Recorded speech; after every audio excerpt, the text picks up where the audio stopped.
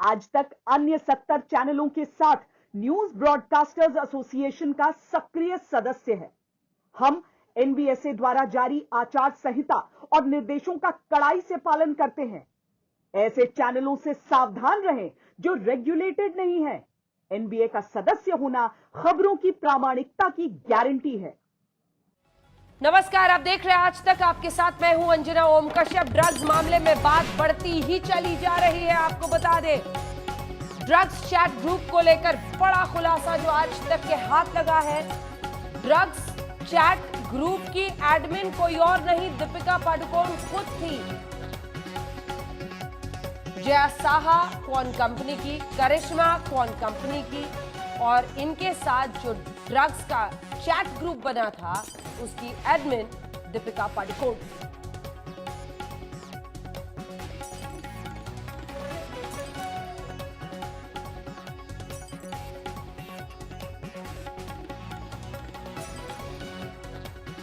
हमारे साथ हमारे दो सहयोगी इसी खबर पर बने हुए हैं। श्वेता सिंह हमारी सहयोगी हमारे साथ है और मुनीश पांडे हमारे साथ एनसीबी दफ्तर के बाहर से जुड़ रहे हैं। मुनीश, आपके पास आकर शुरुआत करते हुए छोटे छोटे जल्दी जल्दी रिएक्शन देते हैं।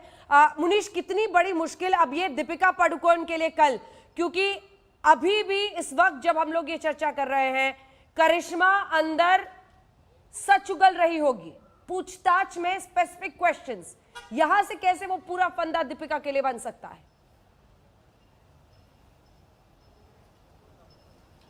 जी देखिए, करिश्मा की जो पूछताछ है वो दिशा तय करेगी एनसीबी के पूछताछ की दीपिका पादुकोण के लिए, क्योंकि करिश्मा से 2017 की उस चैट के बारे में पूछा जाएगा, लेकिन सिर्फ उस चैट के बारे में नहीं। एनसीबी सूत्रों का कहना है कि ऐसे बहुत सारे सबूत हैं। जिस ग्रुप की आप बात कर रही थी अंजना, उस ग्रुप को क्रिएट किया गया था। क्रिएट किसने किया था? दीपिका पादुकोण ने। क्रिएट करने का मकसद क्या था, ये जानना बेहद ज़रूरी है, क्योंकि अगर चैट हुई है, ग्रुप बनाया गया है, तो वो किसी मकसद के लिए बनाया गया होगा। और अगर कोई ऑफिशियल ग्रुप है, उसमें आप ड्रग्स की बातें करते हैं, इसका मतलब तो साफ है कि इसके पहले भी आपने बातचीत की होगी। और उस ग्रुप में जया शाह भी थी, जो बहुत सारे सेलिब्रिटीज़ को ड्रग्स पहुंचा रही थी, ऐसा एनसीबी का कहना है।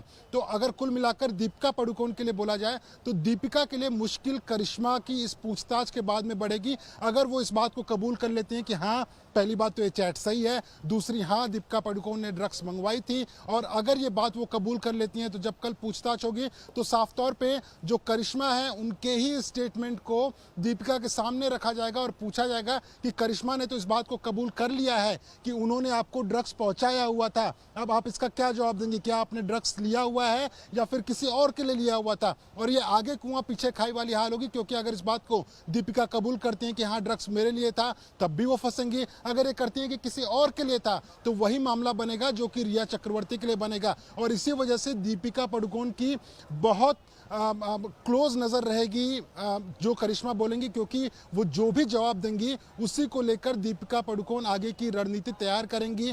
क्या वो इस बात को मानेंगी, नहीं मानेंगी? उनके जो लॉयर हैं वो जो उनको जानकारी देंगे कि आपको ये जवाब देना है। तो इन सब को देखते हुए ऐसा लग रहा है कि दीपिका की मुश्किल तो बढ़ रही है, लेकिन कल जब आएंगी तभी पता चलेगा कि आखिरकार वो एनसीबी के सामने क्या कुछ बोलती हैं। और श्वेता, जब एनसीबी के अधिकारियों के सामने जया साहा या करिश्मा सवालों के जवाब दे रही होंगी, तो फिर उन्हें किसी दीपिका पादुकोण की चिंता नहीं होगी, अपनी चिंता होगी।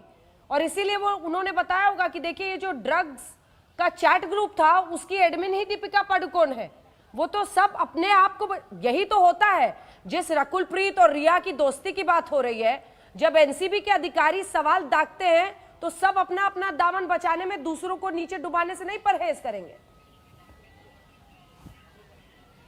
अंजना एकदम सही कह रही हैं आप। अंजना, बिल्कुल सही बात है यही कि जब अपने पर पड़ती है तब याद नहीं आती है कोई भी दोस्ती। आखिर जो दोस्ती भी अगर इस तरह की चीजों पर, हालांकि जब तक गिल्टी नहीं प्रूव हो जाए, हर व्यक्ति इनोसेंट होता है। इस तथ्य को समझते हुए हमें यह समझना होगा कि यह व्हाट्सएप चैट्स की बात है, ये बातें हो रही थी, दीपिका पादुकोण वाकई एडमिन थी उसकी, तो आखिर ये चीजें हो कैसे रही थी? आप अगर रकुल प्रीत की भी बात को कर लें, जो अंदर एनसीबी को बोलकर आई है, एनसीबी ने विश्वास नहीं किया है।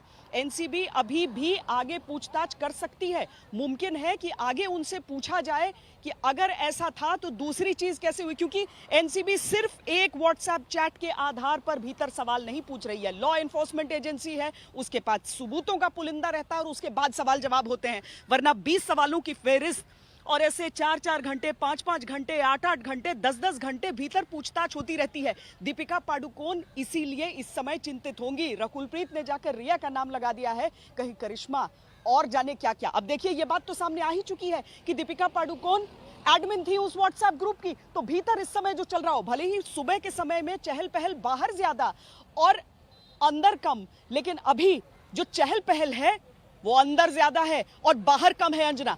और उस चहल पहल में, उस बातचीत में, उस पूछताछ में जो बातें सामने निकल कर आ रही होंगी वो आने वाले दिनों की चहल पहल को रेखांकित कर देंगी। बिल्कुल। अशोक सिंघल भी हमारे साथ जुड़े हुए हैं। अशोक, और मौसमी भी मुझे दिखाई दे रही है, मौसमी भी पहुंच गई है, मुझे लगता है दीपिका के घर के बाहर से जुड़ी हुई है। अशोक, किस तरह से, क्योंकि लीगली बहुत प्लानिंग और स्ट्रैटेजी के साथ जाना होगा, ये तो अब हमें लगातार मुनीश भी बता रहे हैं, आप भी बता रहे हैं, कैसे एक तरफ कुआं एक तरफ खाई की परिस्थिति है ना। माने के ड्रग्स लेते थे तो भी दिक्कत, वो ब्रांड वैल्यू, वो जो ब्रांड एंडोर्समेंट है सब हाथ से गया, और अगर नहीं माने तो फिर क्या आप प्रोक्योरमेंट का हिस्सा थे, क्या आप सिंडिकेट का हिस्सा थे, क्या आप पेडलर थे, तमाम बातें आती। अंजना, हर चीज में मुश्किल है दीपिका पादुकोण को। अगर कंजम्पशन खुद किया उसके लिए मुश्किल, आगे किसी के लिए मंगवाया तो मुश्किल। सवाल अब ब्रांड वैल्यू से भी आगे बढ़ गया है। खुद को बचाना कैसे बचा पाएंगे, ये दीपिका पादुकोण के लिए मुश्किल है। और सिर्फ दीपिका पादुकोण नहीं, बाकी लोग भी हैं। ये कोई फिल्मी स्क्रिप्ट नहीं है, जैसे मैं बता रहा था, कोई डायलॉग नहीं है। कितना भी वो रट्टा लगा ले, कितनी भी तैयारी कर ले, लेकिन एनसीबी की अपनी स्क्रिप्ट होगी, अपने सवाल होंगे, अपनी तैयारी होगी, क्रॉस क्वेश्चन होंगे और पूरा लिंक को ये एनालाइज किया जाएगा और लिंक को जोड़ा जाएगा। जो जो कड़ियां हैं, तमाम लोगों से अभी तक की पूछताछ है वहां से कड़ियां हैं, और एक सबूत नहीं, एक चैट नहीं, बहुत सी चीजें एनसीबी के पास है। पूरा उन्होंने ग्राउंड वर्क किया हुआ है, इसके लिए पूरी तैयारी है। इसलिए दीपिका पादुकोण के लिए इतना आसान नहीं है, कोई रीटेक का मौका नहीं देगी एनसीबी उनको, क्योंकि कितना भी कुछ कर ले अंजना, कितनी भी पॉसिबल सवालों के बारे में अपनी लीगल टीम से बात कर ले, लेकिन एनसीबी के पास भी अपनी तैयारी है, अपने सवाल होंगे, अपनी उनके पास इंफॉर्मेशन है, जो कि दीपिका को भी पता नहीं होगा कि उनके पास क्या क्या है। तो इसलिए आसान नहीं होगा दीपिका के लिए उन तमाम सवालों को फेस करना।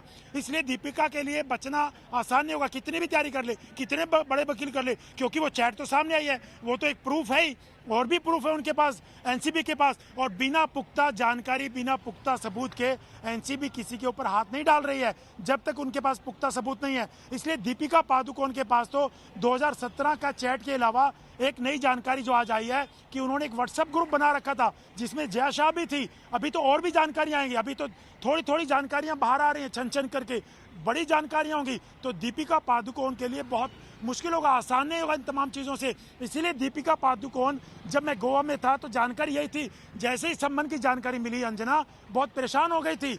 परिवार वालों से बात की, लीगल टीम से बात की, एक एक पल उनके लिए बड़ा मुश्किल था, रात बड़ी मुश्किल से कटी थी। और उतना ही नहीं, जो जो दीपिका पादुकोण से जुड़े रहे हैं लोग पार्टियों में इधर उधर, वो सब परेशान हैं, उनके लिए बहुत मुश्किल है। उनको लग रहा है कि कहीं उनका नंबर तो नहीं आ जाए।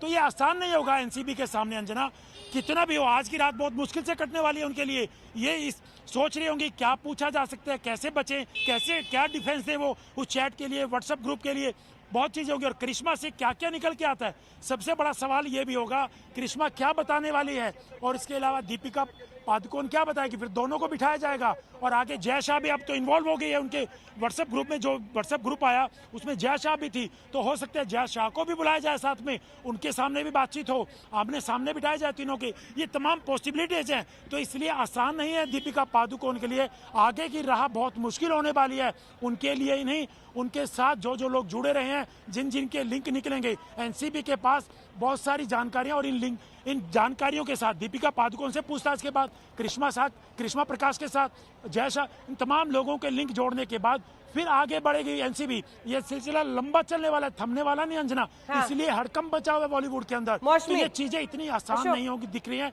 और लोग नजरें लगाए बैठे हैं पूरे देश के नहीं, बॉलीवुड के भी अंजना। बिल्कुल, जो अशोक बता रहे मौसमी, आप वहां पर उनके घर के बाहर है मौसमी, किस तरह की लीगल टीम हायर कर रही है? क्योंकि इससे पहले हमने रिया में देखा था सतीश माने शिंदे, सबसे जो बड़े वकीलों में से एक, बड़े महंगे वकील भी जाने जाते हैं, प्रभावी वकील, उसको हायर किया था, उनको हायर किया था। यहाँ पर क्या समझ में आ रहा है, कुछ जानकारी इस बारे में आई है?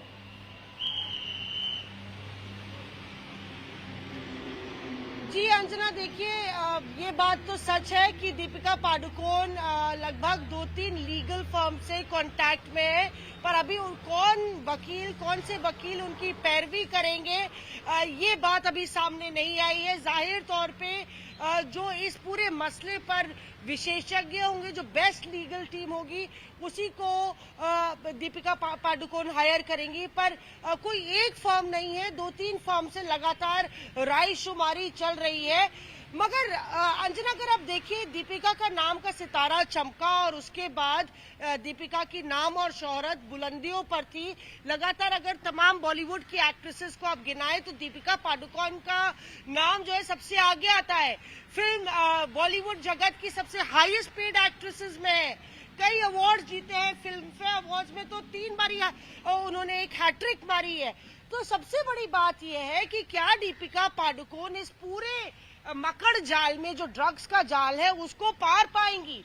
और जिस तरह से लगातार रकुलप्रीत से पूछताछ हुई है, जिस तरह से लगातार करिश्मा से पूछताछ हो रही है, सबसे अहम बात यह है कि अगर दीपिका पादुकोण को लगातार उनके बयानों के सामने उनसे पूछा जाता है कि आप क्या कहना चाहती हैं अपनी सफाई में, क्या दीपिका पादुकोण कंजम्पशन की उन्होंने कंज्यूम किया है उसको मानेंगी?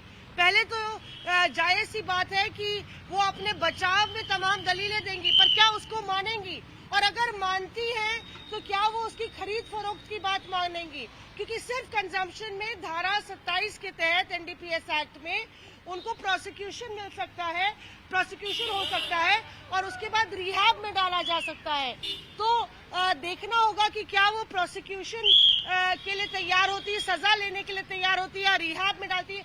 पर इन सब मसलों पर, माफ कीजिएगा ऑडियो कट गया है, इन सब मसलों पर रायशुमारी लगातार चल रही है। बिल्कुल, रायशुमारी चल रही है और लीगली किस तरह से वो आगे बढ़ती हैं ये श्वेता, कानूनन कौन सा ऐसा स्टैंड रहेगा जो शायद दीपिका पादुकोण को कम से कम एनसीबी के सामने मुश्किलों से बचा सके? ये इस तरह की सलाह वो कॉन्स्टेंटली ले रही होंगी और मुझे लगता है इसीलिए जो पहले आज का समन था इसीलिए उन्होंने टाइम भी मांगा, क्योंकि वो पुख्ता करना चाहती है।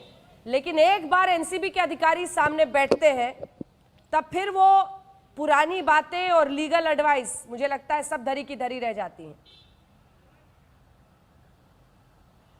धरी की धरी रह जाती हैं अंजना। और जिस तरीके से कि इंटरव्यू बोर्ड बैठता है जिसमें कोई आपकी साइकोलॉजी देख रहा है, कोई आपकी बॉडी लैंग्वेज देख रहा है, उसी तरीके से जब ये जांच एजेंसियां बैठती हैं और इस समय भी जो करिश्मा से पूछताछ भीतर चल रही है, वो सारी एजेंसियां एक अकेला आदमी बैठकर आपसे सारे सवाल रटे रटाए नहीं पूछ लेता। ये कोई इंटरव्यू नहीं जिसमें पारंगत हो चुकी होंगी दीपिका पादुकोण अभी तक इतने सालों से तमाम हिट फिल्मों को लेकर, अवार्ड्स को लेकर या फिर कंट्रोवर्सीज को लेकर। और आपने ही तो वो इंटरव्यू उनका किया था जब वो जेएनयू से निकल कर आई थी छपाक फिल्म के प्रमोशन के बाद।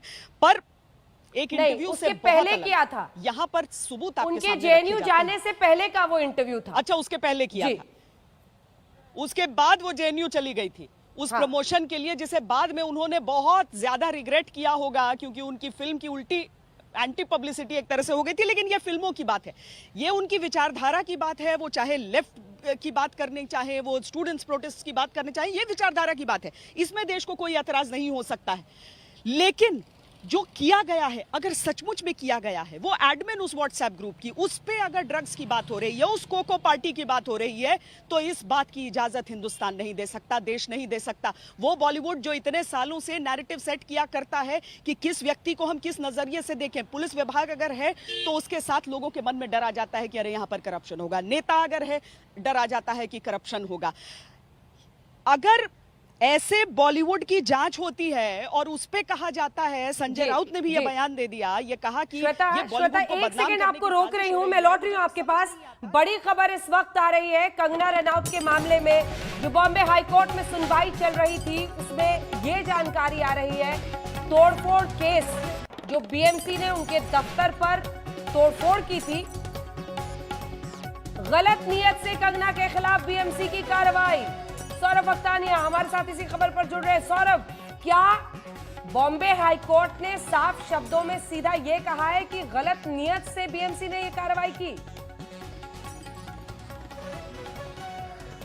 देखिए अभी तक की कार्रवाई जो हियरिंग है वो चल रही है, लेकिन एक सवाल उठाया है कोर्ट ने इस पर कि किस तरीके से ये जो एक्शन लिया गया है, इतने तुरंत आपने एक्शन लिया कि एक दिन में सर्वे होता है, अगले दिन में नोटिस हो जाता है और तीसरे दिन आप बंगला तक तोड़ देते हैं। इतनी जल्द जो आप कार्रवाई की है उतनी जल्दी से तो आप कोर्ट में रिप्लाई भी नहीं कर रहे। तो ऐसा जो स्टेटमेंट है वो बॉम्बे हाई कोर्ट ने दिया है। फिलहाल हियरिंग चल रही है। अंजना, मैं आपको बता दूं, सबसे पहले आज जो कंगना के लॉयर्स हैं उन्होंने कोर्ट को कहा कि बीएमसी ने आज सवेरे ही उनको रिजॉइंडर भेजा है, तो उसको पढ़कर उसका जवाब देने में उनको वक्त लगेगा। तो बीएमसी ने कह दिया कि अभी आप इसको और ज़्यादा हियरिंग के लिए नहीं कर सकते, आप मंडे चले जाएंगे फिर और ये हियरिंग लंबा होते जाएगा, तो आप इस पर तुरंत कार्रवाई करिए, आप तुरंत इस पर जवाब दीजिए। लेकिन कंगना के वकील ने साफ कह दिया है कि ये एक दुश्मनी निकाली गई है। जिस तरीके से कंगना महाराष्ट्र सरकार पर सवाल उठा रही थी, जो सही है उसको सच सामने ला रही थी,